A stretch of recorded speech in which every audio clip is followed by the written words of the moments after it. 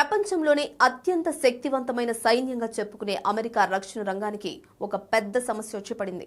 యుద్ధంలో ప్రత్యర్థులను భయపెట్టే సూపర్ పవర్ అమెరికా దగ్గర ఇప్పుడు ఆయుధాల కొరత తీవ్రమవుతుంది.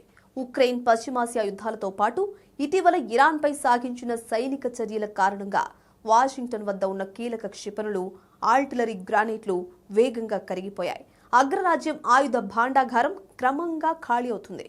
ప్రపంచ శక్తిగా ఎదిగిన చైనాను చూసి ఇప్పుడు పెద్దన్న భయపడుతున్నాడు.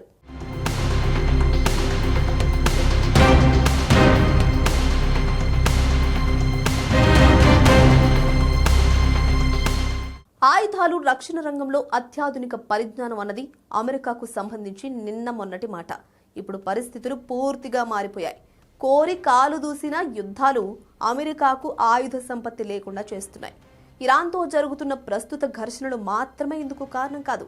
అమెరికా వ్యూహాత్మక లక్ష్యాలు, ఆ దేశ రక్షణ రంగానికి ఉన్న ఉత్పత్తి సామర్థ్యం మధ్య తీవ్ర వ్యత్యాసం ఏర్పడింది. భవిష్యత్తులో పెద్ద ఎత్తున యుద్ధాలు రావనే అంచనాతో అమెరికా ప్రభుత్వాలు వ్యూహాత్మక పొరపాటు చేశాయి.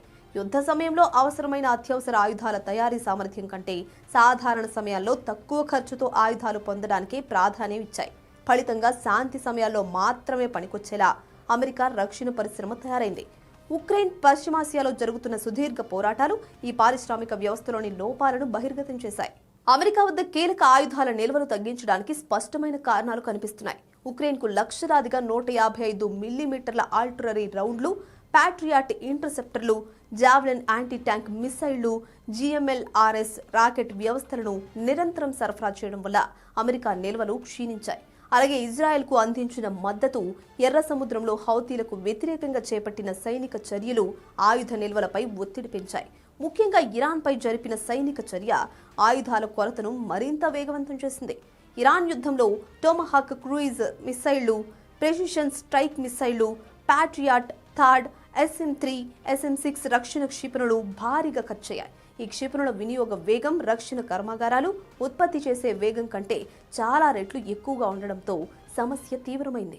ఈ తీవ్రమైన ఆయుధ సంక్షోభానికి అమెరికా రక్షణ పారిశ్రామిక పునాది బలహీనపడ్డమే అసలు మూల కారణం.